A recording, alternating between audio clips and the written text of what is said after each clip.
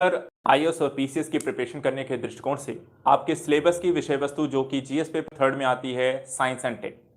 Science and tech की विषय वस्तु को आज हम यहाँ पर पढ़ना शुरू करेंगे, लेकिन पढ़ने से पहले किसी भी विषय वस्तु की तैयारी करने को लेकर क्या एक रणनीतिक स्थितियां होनी चाहिए, सिलेबस क्या कहता है और पिछले कुछ सालों में किस तरीके से इस सिलेबस या इस सब्जेक्ट की इंपॉर्टेंस कितनी रही है, प्री के अकॉर्डिंग और मेंस के अकॉर्डिंग ये सब्जेक्ट कैसा रहा है, पूछे जाने वाले प्रश्नों की प्रकृति कैसी रही है, इसको लेकर किस तरीके के प्लान और स्ट्रेटजी होनी चाहिए, किस तरीके के रिसोर्सेज होने चाहिए और जो क्वेश्चन पूछे गए हैं क्वेश्चन पूछने का तरीका कैसा रहा है, किस तरीके के रिसोर्सेज से यहाँ पे प्रश्न पूछे जाते हैं और उसके अकॉर्डिंग यहाँ पर आपके पढ़ने का क्या तरीका होगा, किस तरीके से आप इस विषय वस्तु पर एक कमांड हासिल कर सकते हैं, एक अच्छी पकड़ बना सकते हैं और साथ ही साथ यहाँ पर एक अच्छा स्कोर कैसे कर सकते हैं आईएएस या पीसीएस के किसी भी एग्जाम में यदि आप बैठते हैं। इन सारी चीजों को लेकर ये एक क्लास जो है एक ओवरव्यू क्लास है, जहां पर हम एक तरीके से साइंस एंड टेक की विषय वस्तु के एक बेहतर समझ को विकसित करने का प्रयास करेंगे और यहां पर एक एक करके इनको समझेंगे। सबसे पहले देखिए, आज की अपनी इस क्लास में हम साइंस एंड टेक की विषय वस्तु में सिलेबस क्या क्या है, क्या क्या टॉपिक इसके अंतर्गत आने वाले हैं, क्या क्या चीजें हमें यहाँ पे पढ़नी है, उनके बारे में मैं आपको बताऊंगा। सिलेबस का हिस्सा क्या है, किन चीजों के बारे में सिलेबस की थोड़ी सी डिटेलिंग पर चर्चा करेंगे। उसके बाद 2017 से लेकर के 2021 तक प्री और मेंस में साइंस एंड टेक के कितने क्वेश्चन यहां पर पूछे गए हैं उनके बारे में डिस्कस करेंगे। इसके साथ साथ मैं आपको एक विश्लेषण करूंगा 2 साल की यहां पर एक तुलनात्मक स्थितियों का, जिसमें 2020 और 2021 का जो पेपर यहां पर पूछा गया है साइंस एंड टेक का, वहां पर किस तरीके से क्वेश्चन पूछे गए हैं 2020 में और 2021 में, क्या डिफरेंसेस रहे हैं, क्या लेवल रहा है, कौन से टॉपिक पूछे गए हैं और क्या रिसोर्सेज रहे हैं इन क्वेश्चन के पूछने का, इसको लेकर एक थोड़ा सा यहां पे एनालिसिस किया जाएगा। उसके बाद यहां पर आपको पढ़ने का जो तरीका है, हाउ टू स्टडी, यहां पर तो रिसोर्सेज, क्वेश्चन कहां से आपको रिसोर्सेज पे आए हैं, आपकी प्लान और स्ट्रेटजी क्या होनी चाहिए और साथ ही साथ आपको कौन सी बुक्स या मैगजीन यहां पर प्रेफर करनी है एक सेल्फ स्टडी के तौर पर, या एक कह सकते हैं कि आपको एक सहायक सामग्री के तौर पर आपको क्लासेस के साथ साथ आप क्या लेकर चल सकते हैं, अपनी सेल्फ स्टडी को कैसे बेहतर बना सकते हैं, अपने आप को कैसे अप टू डेट रख सकते हैं, इन चीजों के बारे में भी हम डिस्कस करेंगे। तो सारी चीजों को एक एक करके अपनी इस क्लासेस में हम आज की इस क्लास को डिस्कस करेंगे और उसके बाद फिर यहाँ पर आगे की क्लासेस कैसे चलने वाली हैं उनके बारे में भी डिस्कस होगा। सबसे पहले देखते हैं साइंस एंड टेक का सिलेबस क्या कहता है। बेसिकली आप सबने सिलेबस देखा होगा और यूपीएससी का पूरा सिलेबस, यूपीपीएससी का पूरा सिलेबस, दोनों का ऑल एंड एवरेज जो होता है सिलेबस सेम है, कोई डिफरेंसेस यहां पर आपको दिखाई नहीं देते हैं। सिलेबस क्या कहता है, जब आप साइंस एंड टेक, विज्ञान एवं प्रौद्योगिकी की बात कहते हैं तो यहां पर जो सबसे पहले सिलेबस का जो पहला पार्ट है, साइंस एंड टेक का जो पहला पार्ट है जो सिलेबस में यहां पर बताया गया है, ये 2 लाइनें आपको वहां पर दिखाई देती हैं। पहली लाइन जो यहां पर कहती है कि विज्ञान एवं प्रौद्योगिकी विकास एवं अनुप्रयोग और दैनिक जीवन पर इसका प्रभाव। देखा जाए कि ह्यूमन बीइंग की जो लाइफ है वहां पर आज हम कोई भी कार्य यहां पर कर रहे हैं, किसी भी प्रकार की दैनिक क्रियाकलाप करते हैं, आने जाने के साधन से लेकर उठने बैठने सोने तक की जो भी क्रिया प्रक्रियाएं हम करते हैं, वहां पर साइंस एंड टेक का योगदान। चाहे आप गर्मी के दिन आने वाले हैं तो वहां पर आप किसी न किसी कूलिंग मशीन का यूज करेंगे, आने जाने के लिए किसी न किसी प्रकार के वाहन का प्रयोग करेंगे, किसी के साथ वार्ता करने के लिए आप कम्युनिकेशन के लिए मोबाइल, इंटरनेट का इत्यादि का प्रयोग करते हैं, संचार का बिजली चाहिए, ऊर्जा चाहिए, हर चीज में साइंस है। तो यहां पर सबसे पहला टॉपिक है विज्ञान एवं प्रौद्योगिकी का विकास एवं अनुप्रयोग क्या है और दैनिक जीवन पर यह किस तरीके से आपको इंपैक्ट डालता है, उन सारी चीजों को लेकर डिस्कस करेंगे। दूसरी जो लाइन यहां पर है, क्योंकि साइंस एंड टेक ऐसा नहीं कि आप विकसित ऐसे ही हो गया है, आपको इसके लिए काफी सारी मेहनत करनी पड़ी है, काफी सारे दशकों से यहां पर लोगों ने काम किया है, कई सारे वैज्ञानिकों ने अपना इसमें योगदान किया है, रिसर्च किया है, तो उनके बारे में भी यहां पर आपसे प्रश्न पूछा जाएगा। जो दूसरी लाइन यहां पे कही गई है, खासकर भारत के दृष्टिकोण से, क्योंकि हम भारतीय सिविल सर्विस की प्रिपरेशन कर रहे हैं, भारत को यहां पर अपनी सेवाएं देने वाले हैं, तो यहां पर कहा गया है कि साइंस एंड टेक में भारतीयों की उपलब्धियां यहां पर आपको पता होनी चाहिए। कौन कौन से भारत के प्रमुख वैज्ञानिक रहे हैं, किस फील्ड में उनका योगदान रहा है, उस योगदान के कारण किस तरीके के परिवर्तन देखने को मिले हैं, क्या इंपैक्ट उनका पड़ा है, सिर्फ राष्ट्रीय स्तर के साथ साथ अंतर्राष्ट्रीय स्तर पर उनकी भूमिका कैसी रही है, इन सारी चीजों को भी आपको पता होना चाहिए। जैसे कि सीवी रमन हो गए, आपके डॉक्टर एम एस स्वामीनाथन हो गए, हरगोविंद खुराना हो गए, ठीक है, डॉक्टर होमी जहांगीर भाभा हो गए, अब्दुल कलाम हो गए। तो यहाँ पर भारतीय जो वैज्ञानिक हैं उनकी उपलब्धियों के बारे में डिस्कस करना है। इसके अलावा देशज रूप से प्रौद्योगिकी का जो विकास हुआ है और जो नई प्रौद्योगिकी यहां पर विकसित की जा रही हैं, चाहे वो डीआरडीओ के द्वारा, इसरो के द्वारा या अन्य यहां पे जो संस्थाएं हैं जो लगी हुई हैं आईसीएमआर के द्वारा, तो किस तरीके से यहां पर नई प्रौद्योगिकियों का भारत में विकास हो रहा है वो आपको पता होना चाहिए। तो ये आपका पहला जो कह सकते हैं कि टॉपिक होगा या पहला जो लेक्चर होगा, हम इन्हीं सारी चीजों को लेकर डिस्कस करेंगे। इसके बाद देखा जाए तो साइंस एंड टेक को कई अलग अलग भागों में डिवाइड करके आपको पढ़ना है। इसके कई सारे अलग अलग पोर्शन यहां पर हैं और इन सारे पोर्शन को आपको एक एक करके कवर करना होगा।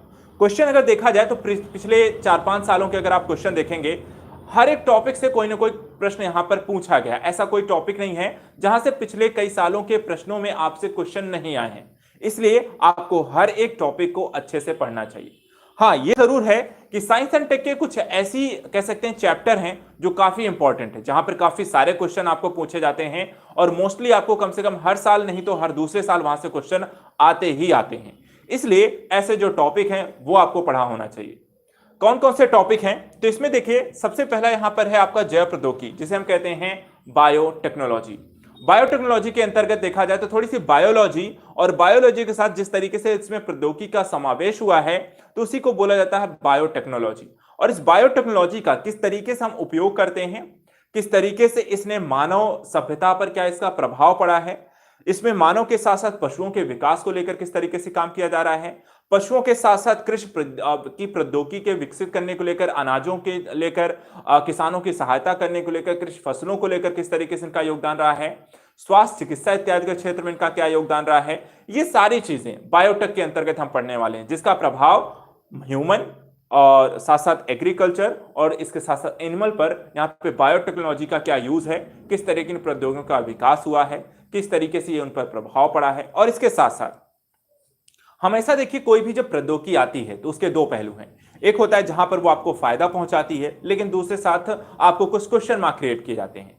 जैसे बायोटेक्नोलॉजी में ही कुछ फसलों के विकास को लेकर यहाँ पे क्वेश्चन मार्क किया गया।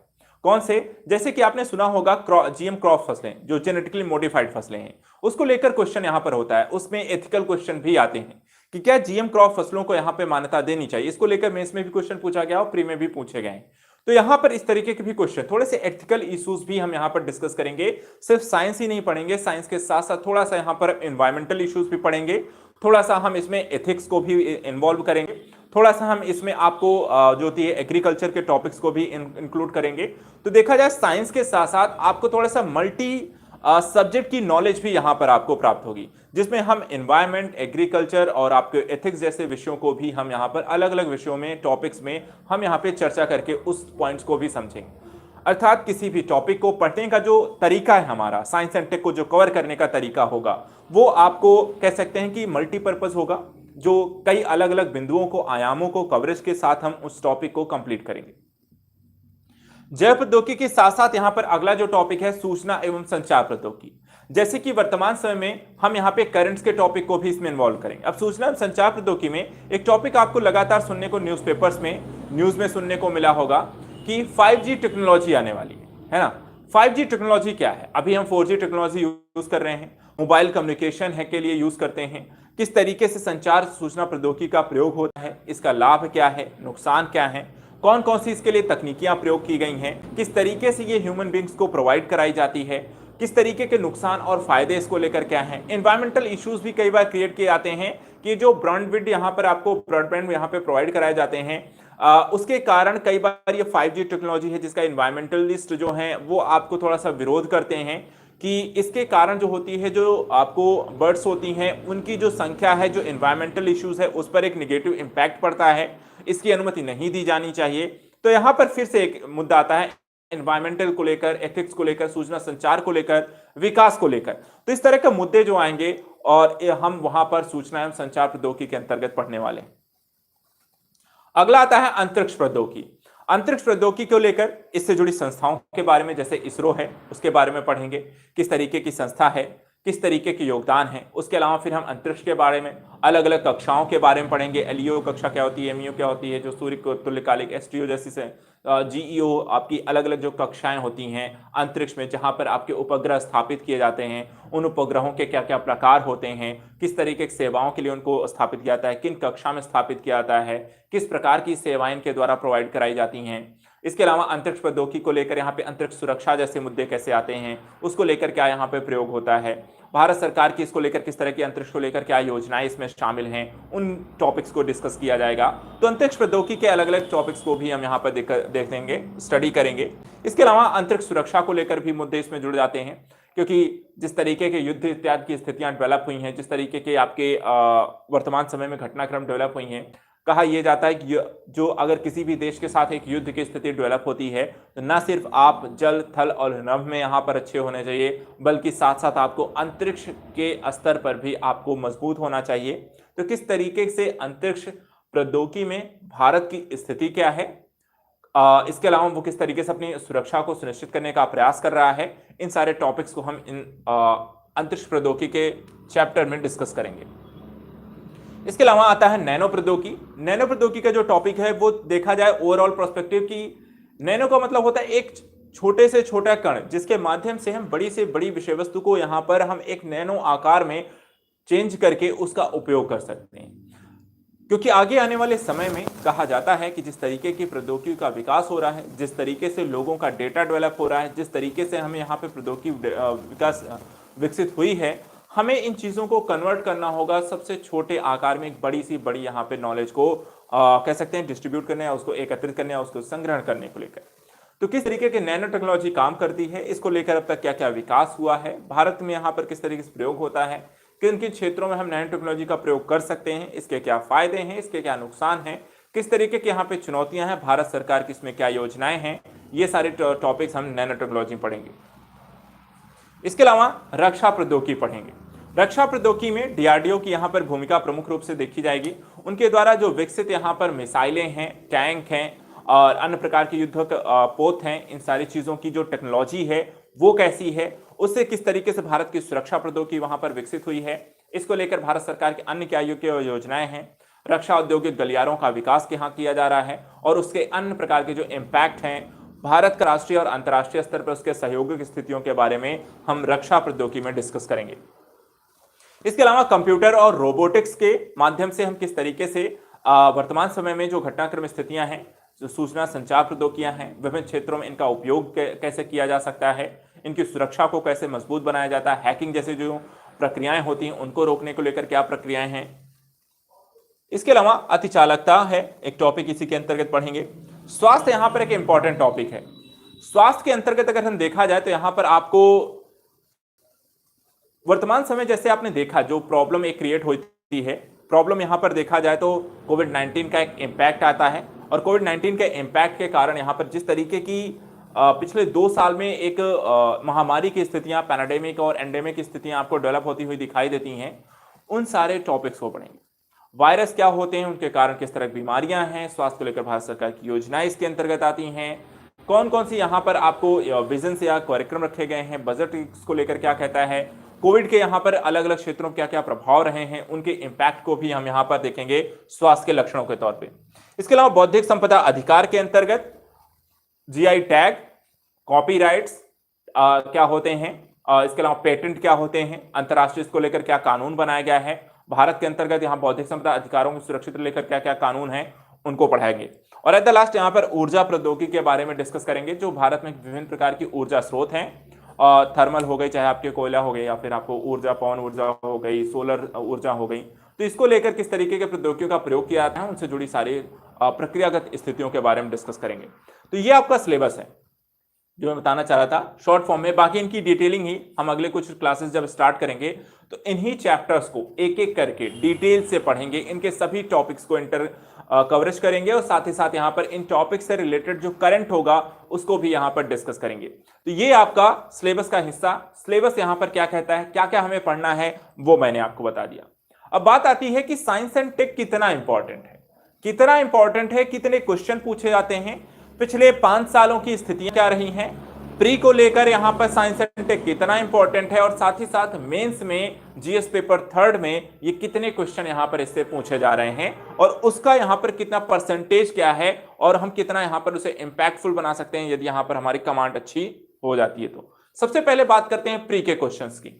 देखा जाए तो प्री का जो क्वेश्चन है ओवरऑल यहां पर 14 क्वेश्चन 15 क्वेश्चन, आपको 13 क्वेश्चन यहां पर 2017, 18, 19, 20, 21 अर्थात पिछले 5 सालों में यहां पर आपको 13, 14, 15 क्वेश्चन यहां पर आराम से पूछे गए और एक लंबा आप कह सकते हैं कि अच्छा खासा अगर देखा जाए तो यूपीएससी हो या यूपीपीएससी हो, दोनों में एक अच्छा खासा इंपैक्ट रखता है science and tech.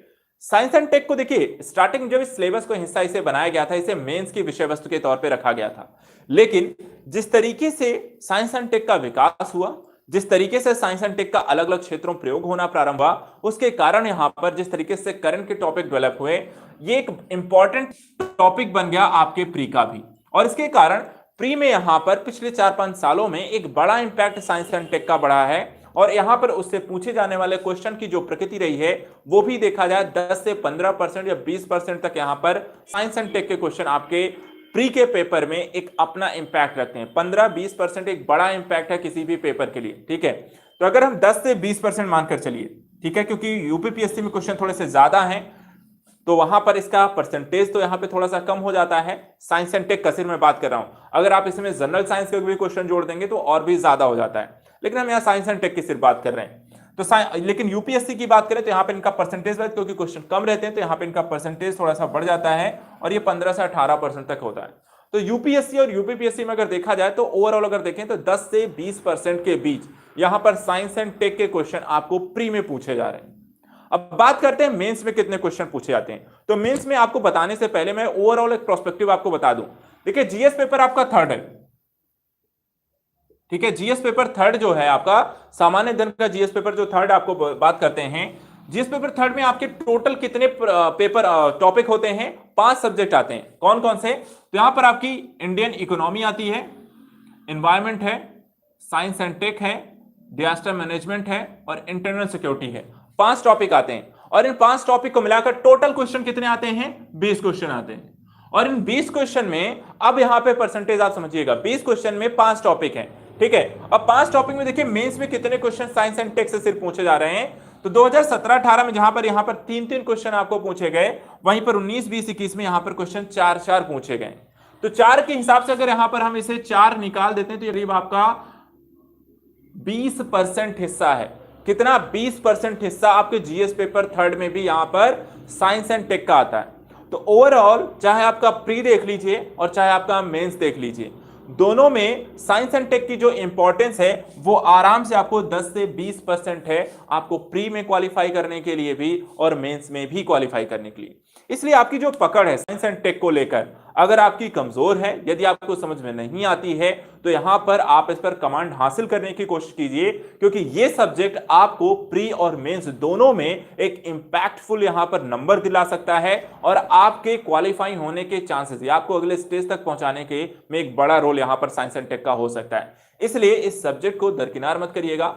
Science and take के साथ यदि आपकी, क्योंकि साइंस एंड टेक भी देखा जाए तो सब्जेक्ट एक ऐसा है जहां पर आपको थोड़ी सी बेसिक साइंस अच्छी होनी चाहिए, और अगर आप बेसिक साइंस और जनरल साइंस दोनों पर एक अच्छी कमांड बना लेते हैं तो ये आपको और भी ज्यादा इंपैक्टफुल हो जाएगा। अगर साइंस पर आपकी पकड़ अच्छी है तो आपके लिए प्री में क्वालिफाई होने के जो चांसेस हैं वो बहुत ज्यादा बढ़ जाते हैं और मेंस के जीएस पेपर थर्ड में भी आपके स्कोर करने के चांसेस भी इसमें बढ़ जाएंगे।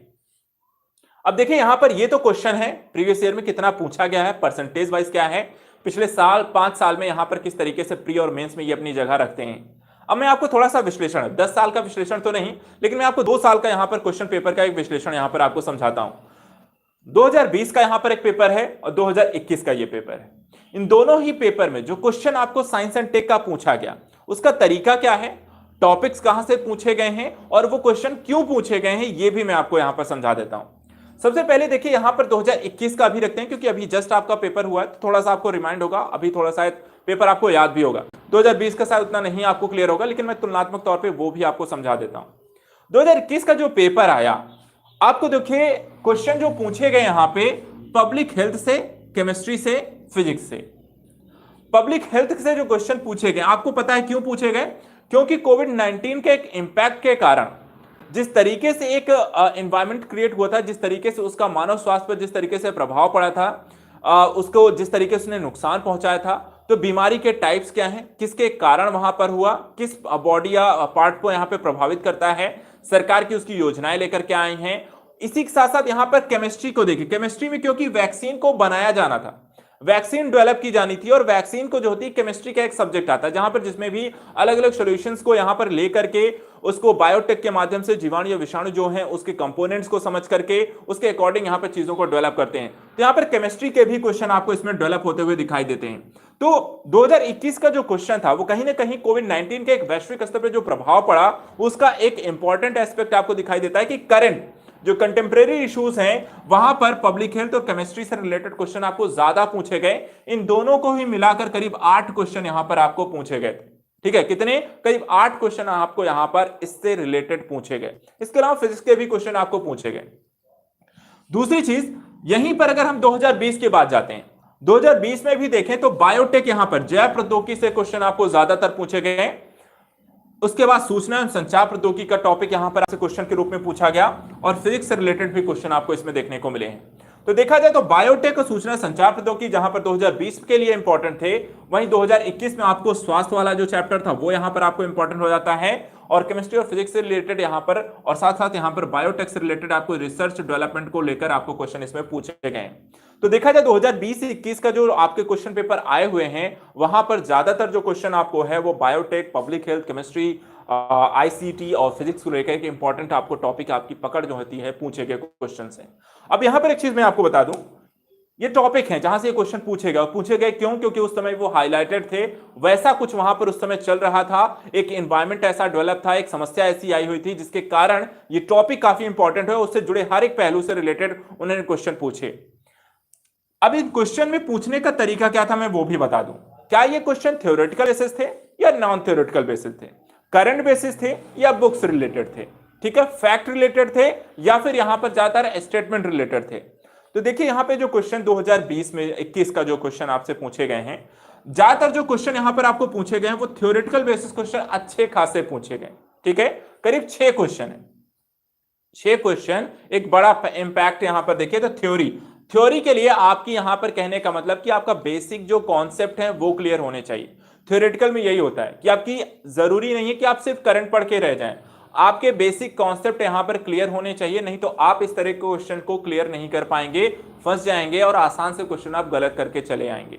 तो यहां पर देखिए थ्योरेटिकल बेसिस क्वेश्चन आपको करीब करीब 6 क्वेश्चन यहां पर आपसे पूछे गए।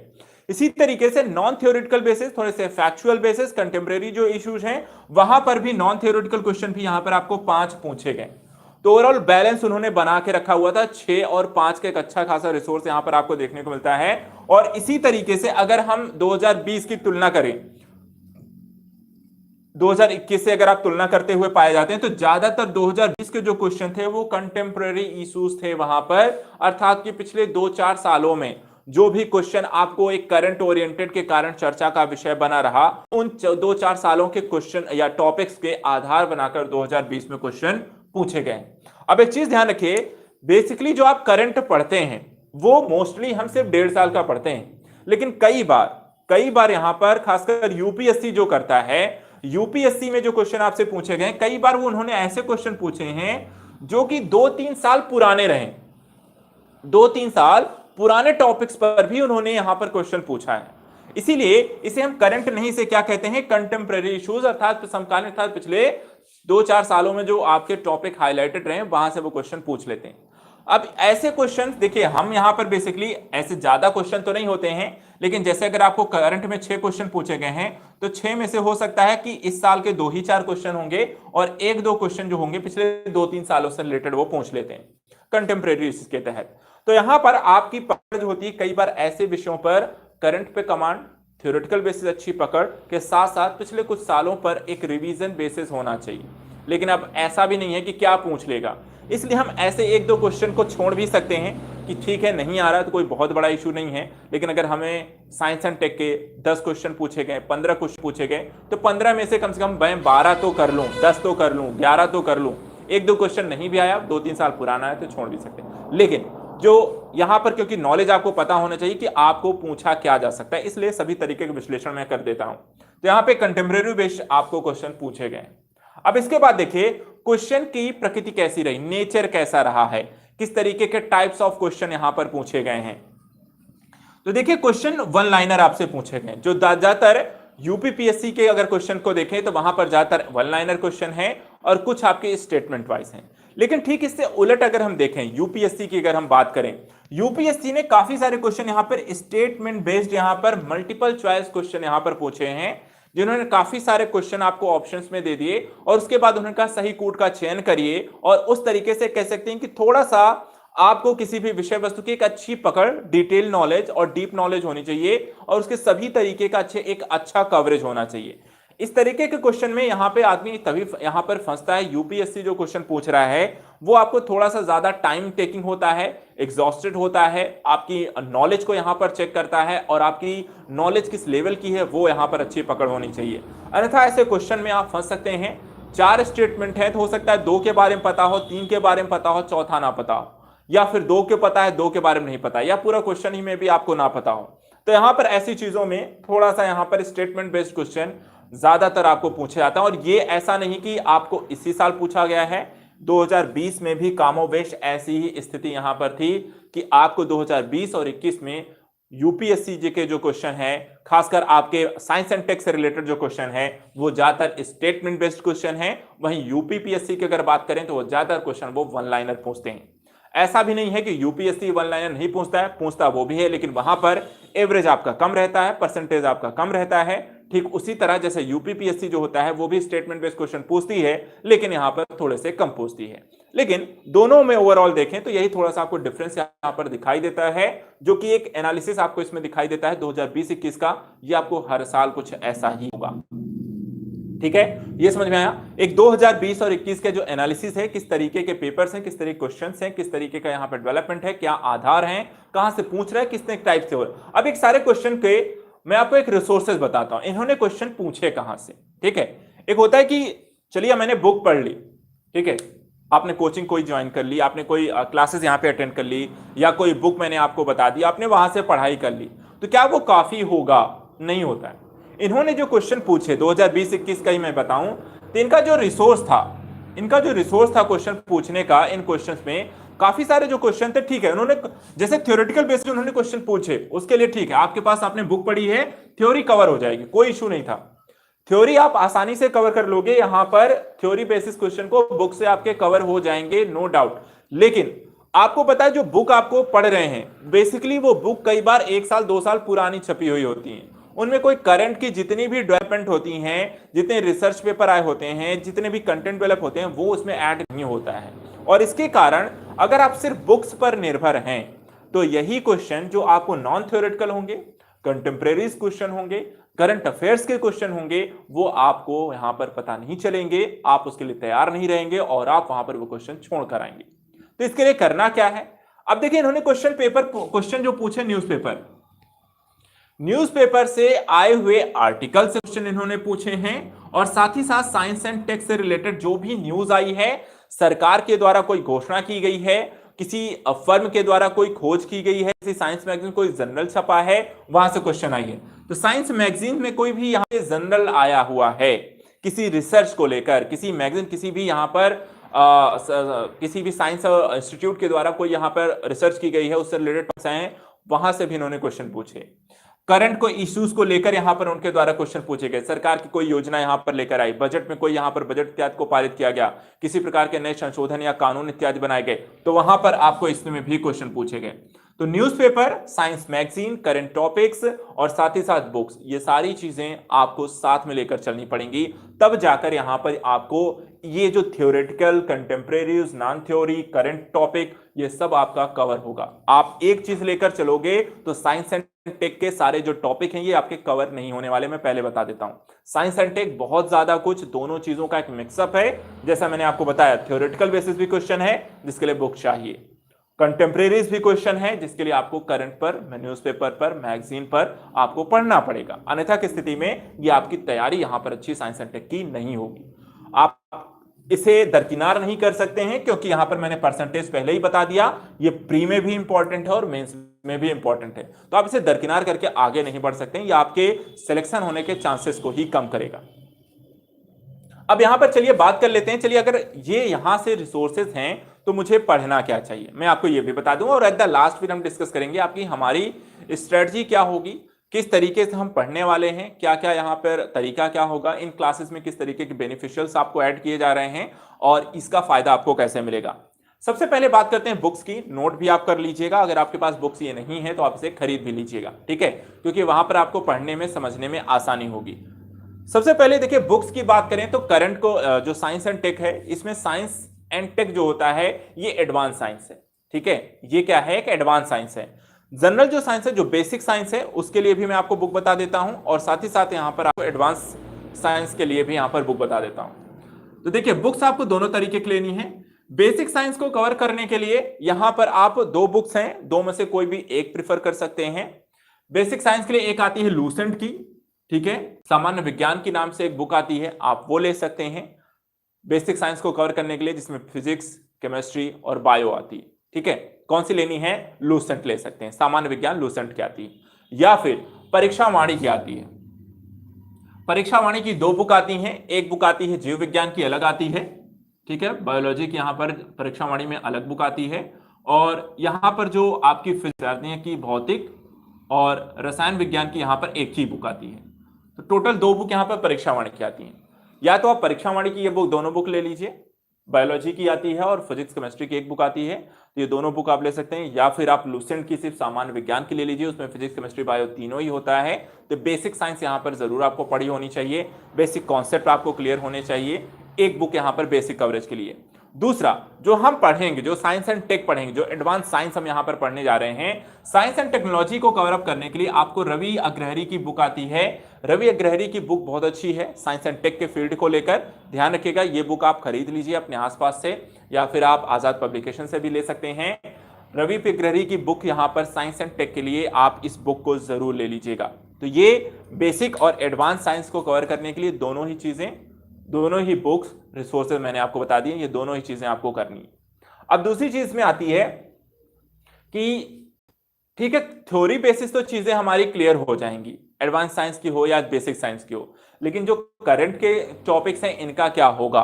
देखिए, जब तक हम बात करते हैं, मैं साइंस जब तक आपको पढ़ाऊंगा, ठीक है, हम जब तक साइंस पढ़ेंगे उस टाइम तक तो बेसिकली आपको जितना भी हो सकेगा मैं करंट के टॉपिक भी ऐड करके आपको पढ़ा दूंगा। लेकिन क्योंकि हो सकती है क्लासेस 2 महीने 3 महीने ही चले, 2-3 महीने के बाद आपका ये टॉपिक भी खत्म हो जाएगा, लेकिन उसके बाद भी क्योंकि आपको पढ़ना है और उस समय ये क्लासेस रनिंग नहीं हो रही होंगी, तो फिर तैयारी कैसे करेंगे।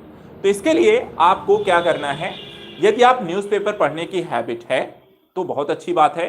न्यूज़पेपर में साइंस एंड टेक का पोर्शन जो पेज होता है वो जरूर पढ़ें, ठीक है, साइंस एंड टेक को लेकर जो भी न्यूज़ आई है उसे आप जरूर लें। एडिटोरियल्स यदि साइंस एंड टेक पर किसी भी आर्टिकल, चाहे वो किसी पर छपा हो, किसी भी टॉपिक पर, उसे ज़रूर वहाँ पर पढ़ें, उनके प्रॉपर यहाँ पर उन्हें हाईलाइट कर लें, उनकी कटिंग रख सकते हैं, या उनके आप प्रॉपर एक नोट्स यहाँ पर न्यूज़पेपर का अलग से साइंस एंड टेक का बनाते हुए चल सकते हैं। दूसरा, साइंस मैगजीन के तौर पर एक आती है विज्ञान प्रगति, ठीक है, साइंस की मैगजीन आती है, जो भी रिसर्च डेवलपमेंट हुई होती है, जो भी साइंस के क्षेत्र में नए डेवलपमेंट हुए होते हैं, जो भी रिसर्च आई होती है, जो भी आर्टिकल होते हैं साइंस से रिलेटेड, साइंस एंड टेक को लेकर, ये आपको इस मैगजीन में आती है। ये मंथली मैगजीन आती है, हिंदी में भी आती है, इंग्लिश में भी आती है। तो आप यहाँ पर विज्ञान प्रगति के नाम से ये मैगजीन आती है साइंस की, इसको आप यहाँ पर मंथली आपको पढ़ सकते हैं। मैगजीन के पर्टिकुलर आर्टिकल्स को यहाँ पर आपको संडे टू संडे, क्योंकि मंडे टू सैटरडे आपकी क्लासेस चलेंगी, तो संडे जो भी टाइम मिलेगा आप यहाँ पर मैगजीन्स को कवर अप कर सकते हैं, वहाँ पर उसको हाईलाइट कर सकते हैं, उनके की पॉइंट्स को नोट कर सकते हैं, फैक्ट समझ सकते हैं।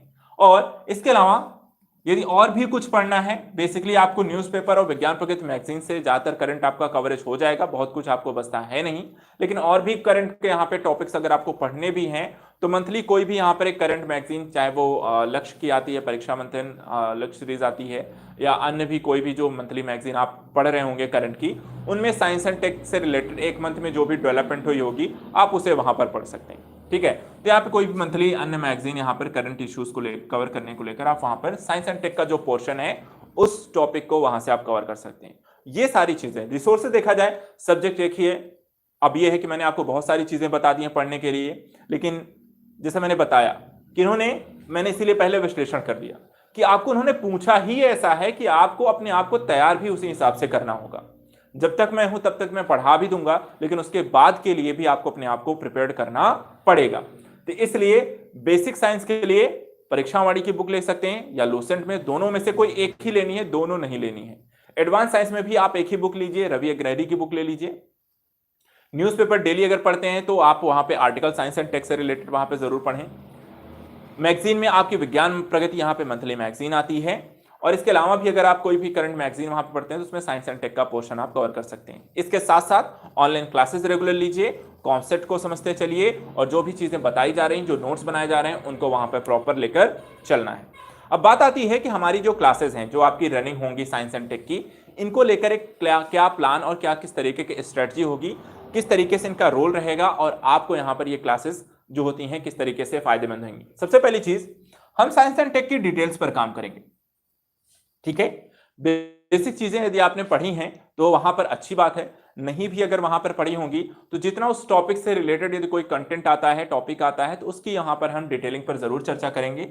डिटेल्स का मतलब है किसी भी टॉपिक को पढ़ते समय उसके सभी आयामों को कवर करना। एक यूपीएससी और सिविल सर्विस एग्जाम की यही एक सबसे बड़ी यहां पर एक डिमांड है कि आपकी जो नॉलेज है, वो नॉलेज वो कहते हैं, चलिए आपको ठीक है एक साइंटिस्ट के तौर पर तो नहीं, लेकिन एक व्यक्ति के तौर पर, आपको एक अभ्यर्थी के तौर पर इतनी नॉलेज जरूर होनी चाहिए कि टॉपिक क्या है, उसके फायदे क्या हैं, उसके नुकसान क्या हैं, उससे रिलेटेड कोई योजना तो नहीं है, कोई यहाँ पर अन्य उसके उद्देश्य क्या हैं, ये चीजें जरूर आपको वहां पर पता होना चाहिए। तो थ्योरेटिकल में उसकी डेफिनेशंस के साथ साथ बेनिफिट्स, चुनौतियां, चैलेंजेस, अन्य प्रकार की योजनाएं, स्कीम्स, कानून या कोई अन्य मुद्दे हैं तो वो जरूर यहाँ पर पढ़ें।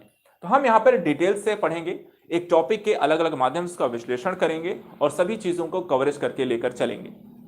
दूसरी चीज, यहां पर एक फोकस रहेगा हमारा कॉन्सेप्ट को क्लियर करना, क्योंकि साइंस एंड टेक को समझने के लिए, पढ़ने के लिए, वहां पर उसमें रुचि बनाए रखने के लिए बहुत जरूरी है कि यहां पर देखिए साइंस क्या है, एक ऐसा सब्जेक्ट है जो कॉन्सेप्ट बेसिस है। यहां पर यदि आपकी साइंस के कॉन्सेप्ट क्लियर होंगे तो आपको इस सब्जेक्ट को पढ़ने में मजा आने लगेगा, लेकिन यदि आपको कॉन्सेप्ट ही नहीं समझ में आया तो यह सब्जेक्ट आपको बोरिंग लगने लगेगा और यहां पर आप इससे दूर होना शुरू हो जाएंगे।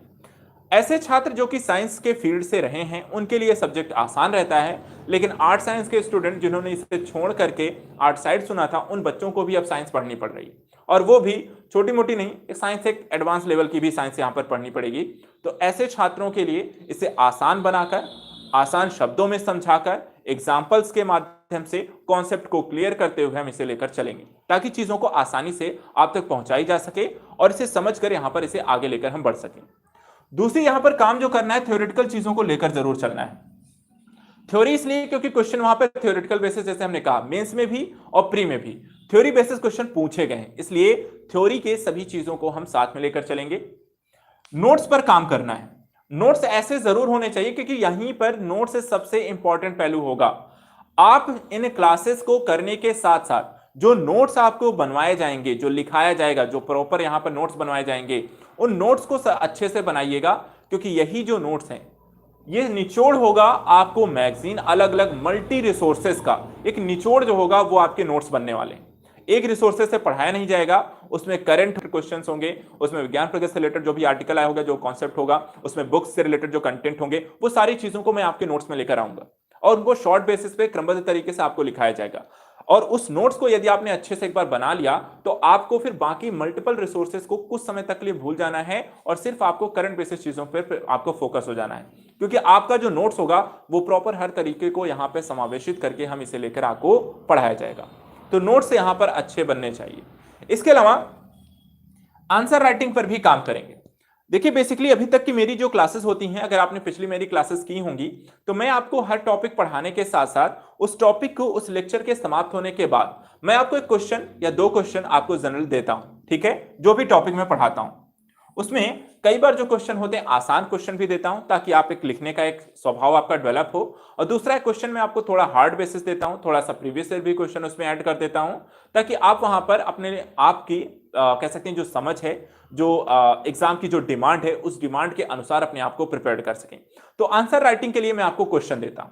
हाँ, अभी तक के सेशन में मैंने कभी आंसर राइटिंग कराई नहीं है बेसिकली, लेकिन इस सेशन के साथ में इसमें थोड़ा सा अपनी इस क्लास में मैं थोड़ा सा और भी इनोवेटिव बनाने का प्रयास करूंगा कि न सिर्फ आपको क्वेश्चन दिया जाए बल्कि साथ साथ आपको एक क्वेश्चन लिखाया भी जाए, जिससे आपको एक आंसर राइटिंग करने के एक स्किल्स पर भी आपको काम किया जाए, एक क्वेश्चन लिखाया जाए और एक दो क्वेश्चन आपको दिए जाए। तो वीकली, डेली तो नहीं, लेकिन मैं कोशिश करूंगा अगर 6 दिन मैंने क्लास ली है तो यदि हो सके तो 2 दिन या 3 दिन आपकी आंसर राइटिंग कराऊं और 2-3 दिन आपको सिर्फ क्वेश्चन दे दूं ताकि आप ये आंसर राइटिंग वहां पर करें। इस तरीके से एक आंसर राइटिंग की स्किल भी पर्टिकुलर एक सब्जेक्ट पर आपकी बनती चली जाए, उसके साथ साथ वहां पर उस पर काम किया जाएगा। तो आंसर राइटिंग स्किल्स पर भी हमें इसमें डेवलपमेंट करना है इन क्लासेस के माध्यम से। न सिर्फ यहां पर सब्जेक्ट को समझना है, उसके बारे में नॉलेज गेन करनी है, बल्कि उसके साथ साथ यदि उसके बारे में मुझसे कुछ पूछा जाए, उसको किस तरीके से प्रस्तुत करना है, किस तरीके से उसे लिखना है, तो वहां पर उसके लिए भी अपने आप को या आपको तैयार करना है इन्हीं क्लासेस के माध्यम से। इसके अलावा करंट का कुछ यहां पर जितना भी हो सकेगा, जो भी क्लासेस, जो इंपॉर्टेंट एस्पेक्ट हैं, जो अलग अलग चैप्टर से रिलेटेड जो करंट डेवलपमेंट हुई हैं पिछले 1 साल में, वहां पर हम उन टॉपिक्स को भी, करंट के टॉपिक जो थ्योरेटिकल बेसिस टॉपिक्स चलेगा, जो टॉपिक वाइज या चैप्टर वाइज जो हम लेकर चलेंगे, उससे रिलेटेड जो भी डेवलपमेंट हुई होंगी, करंट रिलेटेड जो भी इश्यूज आए होंगे, हम उनको भी इसमें साथ में ऐड करके पढ़ाएंगे। और साथ ही साथ यहां पर एट द लास्ट रिवीजन बहुत जरूरी है। आपका जो काम होगा एट द लास्ट, ये सारा काम मेरा होगा। और इसके साथ साथ यहां पर देखिए, कोई भी क्लास सक्सेसफुल तभी होती है जब यहां टीचर जितनी मेहनत करता है, यदि मैं कहता हूं आप उससे ज्यादा नहीं कर सकते हैं तो कम से कम उतनी मेहनत जरूर करिए और उतना जरूर करिएगा जितना मैं आपको डेली बेसिस पे बताता चलूं। ठीक है, उतना काम अगर आप करते हुए चलेंगे तो इस सब्जेक्ट को पढ़ने के साथ साथ इसके समाप्त होने तक आपको इस सब्जेक्ट पर इतनी कमांड जरूर हो जाएगी कि आप यहां पर यदि इसको अच्छे से न सही, बहुत 15 में से मैं कहता हूं 15 क्वेश्चन ना सही, लेकिन 15 में से आप यहां पर 10 क्वेश्चन जरूर कर पाएंगे। इतनी कमांड आपकी जरूर बन जाएगी। और अगर आप उसने 1-2 बार अच्छे से आप रिवीजन कर लेते हैं तो इस पर और भी ज्यादा यहां पर आप अच्छा स्कोर करेंगे। तो यहां पर रिवीजन बहुत इंपॉर्टेंट हो जाता है। ठीक है, तो डेली बेसिस पर जितना भी आप पढ़ेंगे, आपका होमवर्क ये रहेगा कि 2 काम आपको करना है। ठीक है, एक, जो क्वेश्चन आपको दिया जाएगा आंसर राइटिंग के लिए, वो आंसर राइटिंग करनी पड़ेगी। दूसरा जो काम आपको यहां पर करना है वो है आपको रिवीजन। डेली बेसिस पर जो भी काम आपको दिया जाएगा, जितना भी आपको पढ़ाया जाएगा, जितना भी आपको नोट्स आपके लिखाए जाएंगे, उनको आपको उसी दिन वहां पर रिवीजन भी करना है। और इसके साथ साथ हम डाउट्स लेंगे अपनी क्लासेस में ही।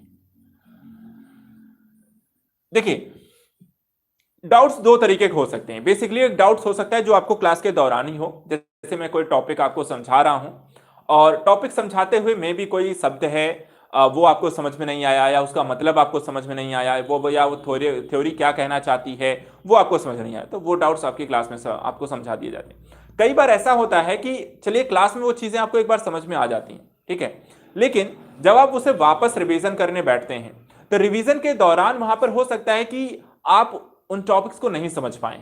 ठीक है, या आपको फिर से थोड़ा सा भ्रम हो रहा है, तो आप उसके लिए भी डाउट्स पूछ सकते हैं। और उसके लिए क्या करना है, अगले क्लास में, ठीक है, अगली क्लास में अभी होगा जब आप उसी दिन रिवीजन कर लेंगे तो आपकी क्लैरिटी उसे और अच्छी हो जाएगी। जो चीज समझ में आई वो भी आपको पता चलेगा, और क्या चीजें मुझे क्लास में या क्या मुझे थोड़ा सा डाउट रह गया है वो आप क्या करें, अगली क्लास स्टार्ट होने पर आप क्लास के स्टार्टिंग में वो क्वेश्चन मुझसे पूछ सकते हैं कि सर ये डाउट मेरे कल की क्लास के लेक्चर्स के रह गए हैं, तो वो भी मैं आपको क्लियर कर दूंगा, क्योंकि डाउट क्लियर करना बहुत जरूरी है।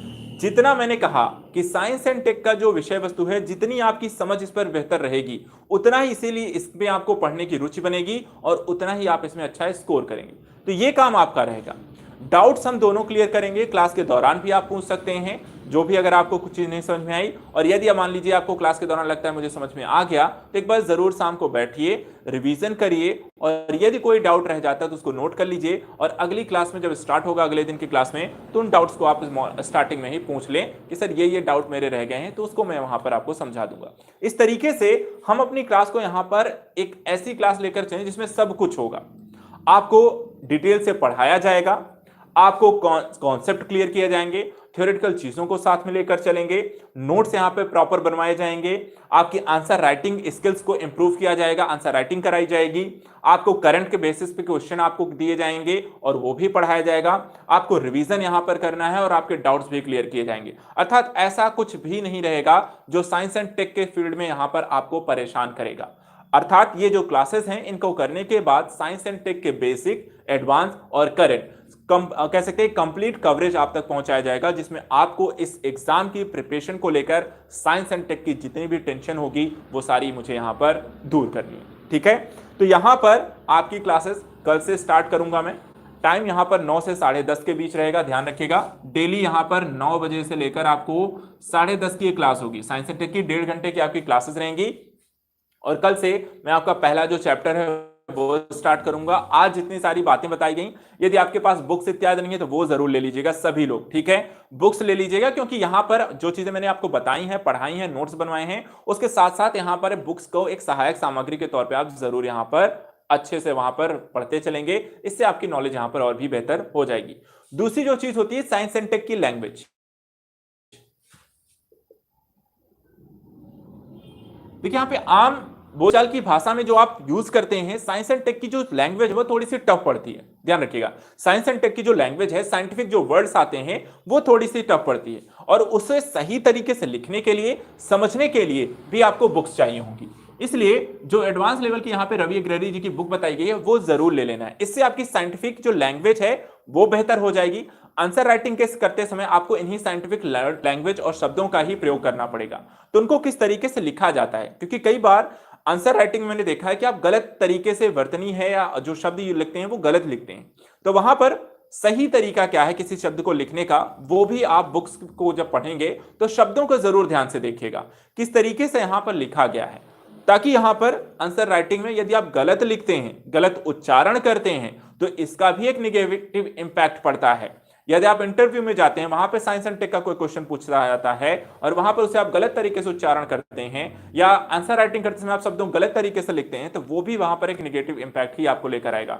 इसलिए बुक्स जरूर यहां पर साथ में लेकर पढ़ना है, ताकि इन सारी जो कमियां हैं आपको साइंस एंड टेक से रिलेटेड, वो भी आपको इसमें साथ साथ दूर होती रहेंगी, ठीक है। इसके अलावा जो हमारी क्लासेस से रिलेटेड आपको कोई डाउट रहेगा, कोई क्वेश्चन है आज के सेशन में, यदि आपको कुछ पूछना है, कुछ कहना है, तो अभी आप पूछ सकते हैं। बाकी हमारी जो क्लासेस हैं एक बार मैं फिर बता दूं, 9 बजे से हम स्टार्ट करेंगे, 10:30 तक चलेंगी, 1.5 घंटे की क्लास रहेंगी। मंडे टू सैटरडे हम यहाँ पे क्लास लेंगे, ठीक है। टू सैटरडे हमारी 6 दिन यहाँ पर रेगुलर क्लासेस होंगी। और इसके अलावा बहुत अच्छे वैष्णवी जी, बहुत अच्छे आपने यहाँ पर चलिए इंटरनल सिक्योरिटी को लेकर जो आपको कहा गया था मेरी पिछली क्लास में, तो वो आपने काम कर लिया। इसका फायदा आप ही को है।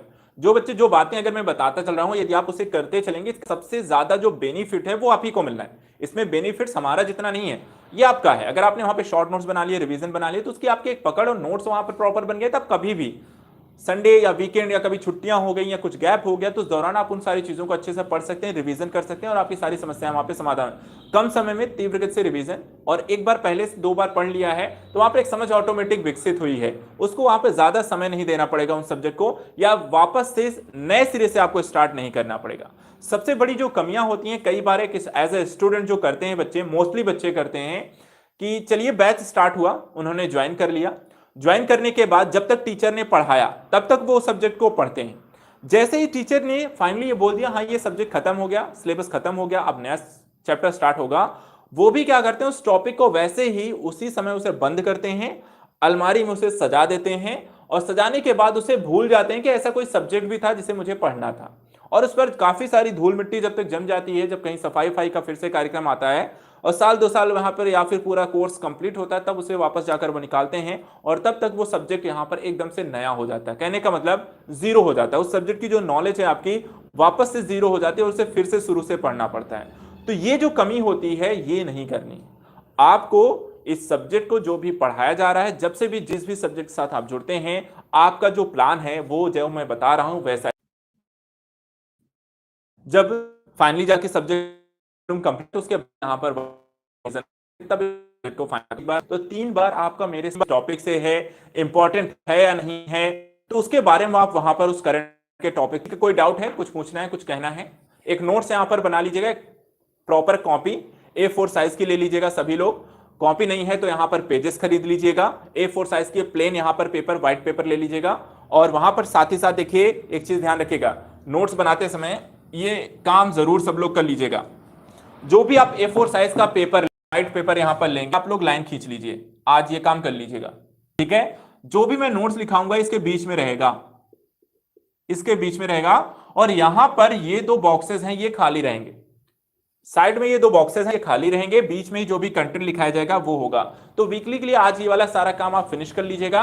15, 20 पेज, 25, 30 पेज यहाँ पर वीकली कम से कम यूज हो जाएंगे, तो उतना वहां पर आज ही खींच के रख लीजिए और वो सारा काम, ताकि हम यहाँ पर कल से अपनी क्लासेस को स्टार्ट करेंगे। किसी का कोई क्वेश्चन, डाउट, कुछ पूछना है, किसी कुछ कहना है तो पूछ सकते हैं, अन्यथा की स्थिति में कल सेम टाइम पे मिलते हैं 9 बजे से। टाइम यहाँ पर ध्यान रखिएगा।